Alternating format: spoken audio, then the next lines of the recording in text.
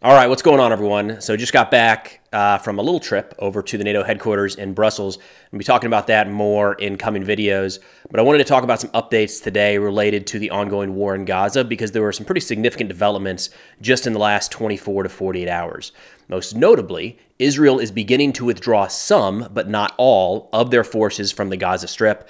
So we'll talk about what that looks like, why that decision may have been made, and then what this looks like going forward. So starting out with the statements coming from Israel on this front, announcing what they're doing and why they're doing it. Defense Minister Gallant said, quote, "The forces came out of Gaza and are preparing for their future missions. We saw examples of such missions in action at Rafah and also for their future mission in the Rafah area." He said the withdrawal of the forces from Khan Yunis was carried out after Hamas ceased to function as a military organization in the city. The forces left to prepare for the mission Rafah. So that is the base announcement that Israel is putting out. We're going to talk about some statements from the chief of staff here in a moment as well, getting into some more details. But the core of the message coming from Israel right now is that they're withdrawing. They were at 23 brigades at the peak. I believe after this withdrawal, they'll be down to 2 brigades across the entirety of the Gaza Strip, just in the central portion of the Strip, it looks like. And I did have a map here that I'll put up on the screen. The core argument here is that they're withdrawing to rest and refit and prepare for future operations. When they talk about Rafah, they're talking about targeted raids. So if you remember, Israel moved through the Rafah hospital a few months ago, cleared a bunch of that area. Then as they pushed further south, they got intelligence that Hamas leadership and Palestinian Islamic Jihad leadership had moved back into the hospital. The IDF then subsequently carried out another raid into that hospital from nearby staging locations. So what they're saying is they might be carrying out more of that throughout central, northern, and now southern Gaza Strip.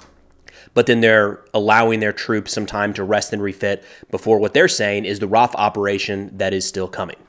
Then looking at some statements here from the IDF Chief of Staff, Lieutenant General Halevi, he said that despite the withdrawal from the Gaza Strip, the war against Hamas continues and is far from over.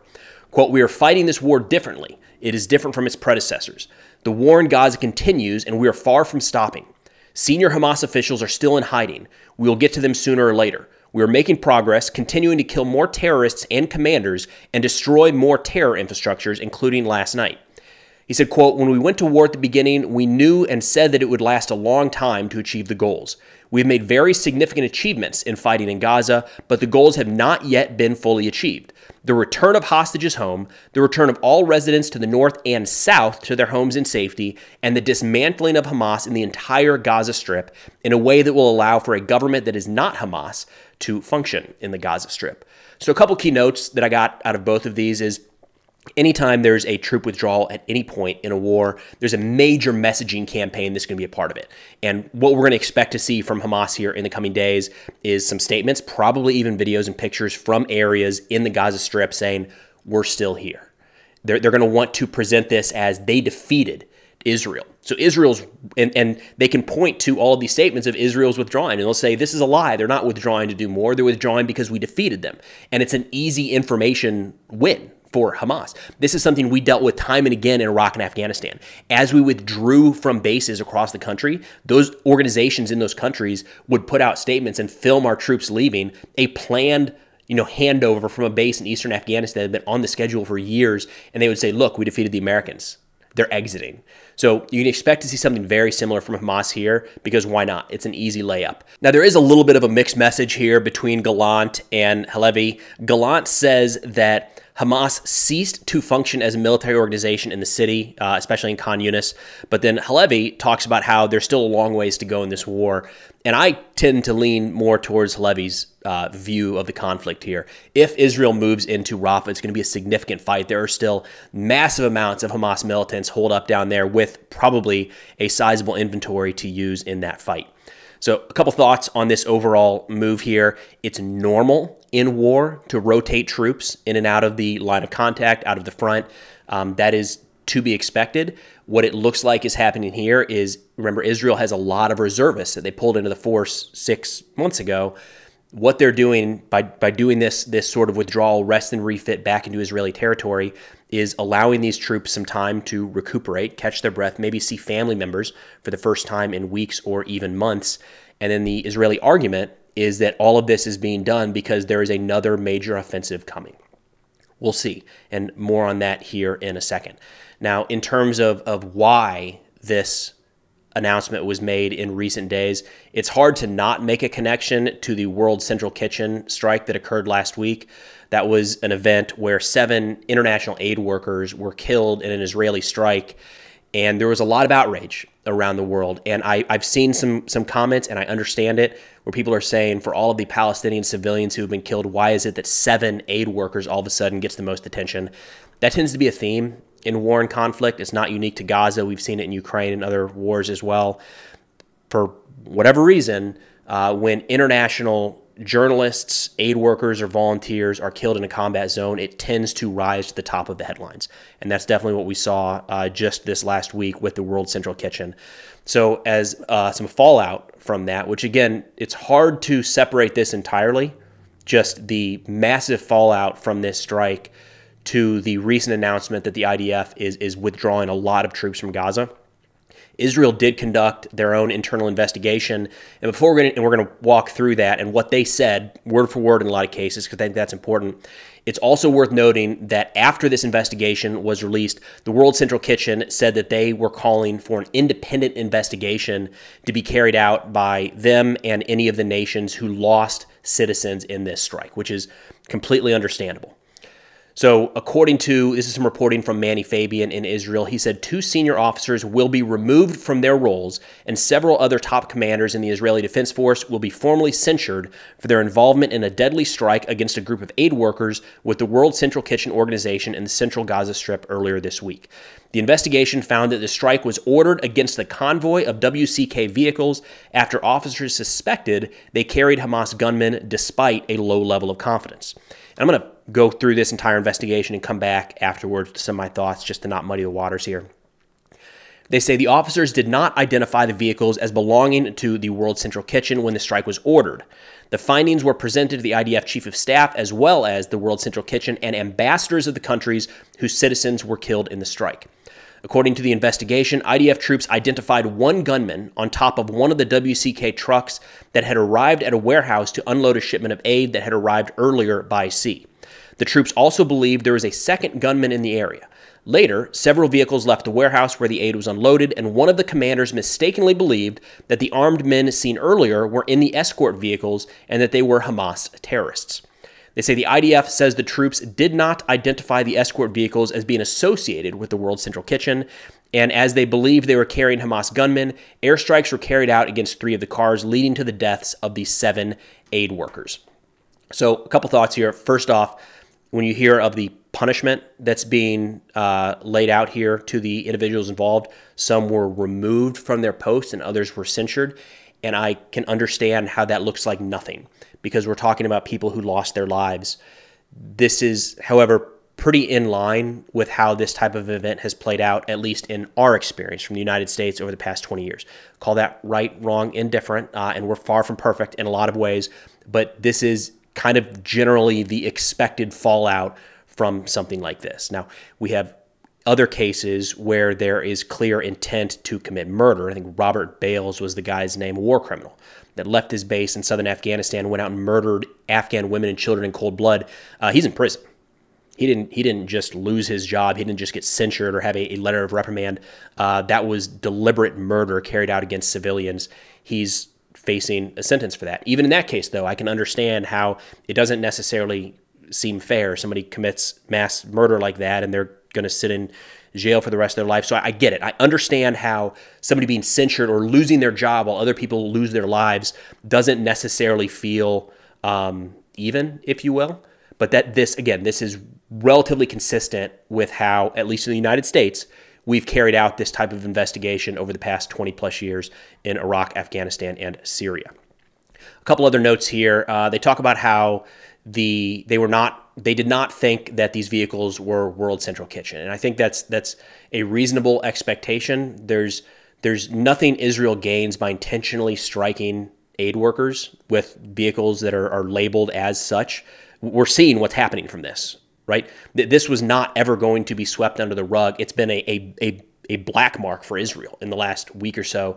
There's nothing they benefit from intentionally killing aid workers in this process. So whether it was incredibly messy or careless or whatever it might be, I think that passes the common sense test, at least from my end. Now, I did see some arguments about how, you see some of these labels on the trucks. How could Israel not see it? Well, it depends what the optics are that they're looking through to identify these vehicles. I got it in daylight, in broad daylight. When you zoom in, you can see that logo. But from afar, depending how far away the drone is and what type of imagery they're using to identify the vehicles, it really wouldn't be that identifiable. We do have some pretty impressive imaging capabilities in the U.S., and Israel does as well in their armed forces. But especially at night when I believe these strikes took place, it would have been very, very difficult to identify the detail of that marking on the vehicle, which is one of the reasons you've seen in conflict zones kind of dedicated large-scale markings on vehicles from the air, because looking down at a logo sometimes can be a little tricky. That said, there was a lot more here, right? There was coordination with the IDF. The vehicles were clearly marked, and it, top to bottom, looks like a major misstep for Israel. Another challenge here is seeing the gunmen around the aid distribution point. That's just what's happening in Gaza right now, because Israel is not in there in some of those areas distributing this aid. So there's this kind of unofficial agreement where there's a handoff of sorts where these aid trucks enter Hamas territory, and for the aid to be delivered at all, it's going to have to work with Hamas or some armed contingent in Gaza, maybe is the more appropriate way to say it. They may or may not be Hamas, though they likely are. So what do you do in that case? You can't just kill every Hamas gunman that is escorting these trucks and protecting them so they're not raided by the Palestinian people as soon as they come in, right? There needs to be some level of control for this aid distribution, but then you can't, so they're going to be there, but then you can't strike them as soon as they come near an aid convoy. It's going to defeat the whole purpose of getting the aid in the first place. Either way, it sounds like Israel has looked into it. I wouldn't be surprised if the World Central Kitchen and others continue an investigation to see what else they can find.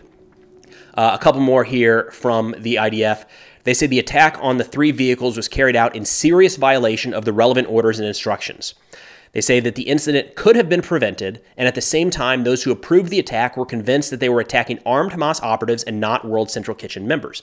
The attack on the aid vehicles is a serious mistake, which stemmed from a serious failure as a result of wrong identification, a mistake in decision-making, and an attack contrary to the orders and open fire regulations. So there's nothing good that comes out of this. Well, if we have to pull some good out of it, it's that Israel is actually looking into what happened. That's what you want to see from a modern military, and we don't necessarily see that around the world, especially in modern conflicts. It's something that at times can be very covered up in a sense, right? There still could have been outrage, and there could have been a lot of kind of muddying the waters behind the scenes or fabricating information even, right? So I guess if we're going to try to pull some positive out of this, is that an investigation appears to have taken place in Israel, claiming responsibility. This was us. It was across the board. Mistakes were made that led to this tragic incident. Now, again, this was not cited as a reason for Israel withdrawing troops from Gaza, although it's very hard to separate the two entirely given 2 major events, essentially, in a short period of time. It's possible that this strike has kind of increased tensions, and we'll see here in a second, with the United States to where the withdrawal, and this is speculation on my part, to be clear, to where the withdrawal of Israeli troops from Gaza may be laying the groundwork for some sort of negotiated peace between Hamas and Israel. So there was an engagement just a few days ago between U.S. President Biden and Israeli Prime Minister Benjamin Netanyahu that lasted about 30 minutes, and they say that Biden, during that call, demanded that Israel announce and implement a series of specific, concrete, and measurable steps to address civilian harm, humanitarian suffering, and the safety of aid workers. He supposedly also demanded that Netanyahu give his negotiators authority to include a deal to release hostages and prisoners and establish an immediate ceasefire. They say America's policy would be determined by Israel's immediate action. This is some of the strongest words we've heard from President Biden or the U.S. administration at all related to this war so far, really pushing Israel to try to get some sort of ceasefire negotiated. Haven't really seen it pushed quite like that. Now, it's worth noting, Danielle Pletka of the American Enterprise Institute, I think, hit the nail on the head here, and I've talked about it before. She said President Biden has made an effort to split the difference on Israel by resorting to angry public rhetoric and private steadfastness with really no alteration to reality on the ground. again, something we've talked about repeatedly here is we're seeing more and more, and you can't deny that, right? There's more and more pressure from the United States and Biden on Israel publicly. They need to be doing more to protect civilians, to get aid in, to find some way to negotiate a ceasefire. But then when you talk about the actual actions on the ground, the shipment of weapons to Israel continues.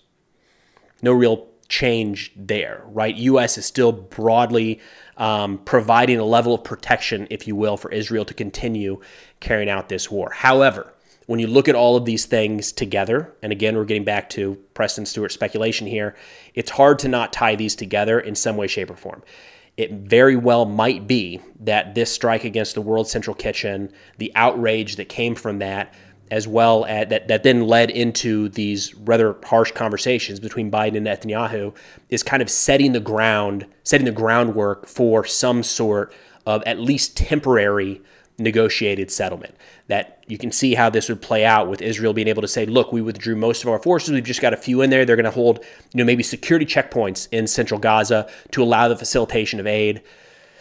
You can kind of see how that pieces together. We'll see. Again, have to reiterate that Israel's stance on this, that's me reading into things. Israel's stance on this through and through is that they're withdrawing the troops to rest and refit in order to prepare for a future operation into Rafah, which would be significant. There's still a lot of civilians there that would need to be evacuated, but I don't think it's crazy to say that an IDF operation into Rafah anytime in the next couple of weeks, maybe even months, would be the most significant military operation carried out in Gaza since the start of the war, and would probably produce the most casualties on both sides, just given the concentration of civilians, likely Hamas militants as well, in a densely populated area. So it's been a lot between Israel, Hamas, Gaza, and the United States in the last couple of days here. It wouldn't be shocking if sometime in the next couple of days, maybe even hours, to hear that there's been some sort of progress on the negotiation front. So that's something we'll keep an eye on. But that's all I got for now. Of course, if you're interested in this or other national security subjects, be sure to check out our Substack, linked in the description below. Substack's like a mix between a newsletter and a website. You can sign up and get these 3 to 4 articles emailed to your inbox every week, covering a variety of subjects, from China to Russia, the Taliban, Islamic State, Israel, Gaza, and quite a bit more. Again, linked in the description if interested. But thanks for watching, and I'll see y'all next time.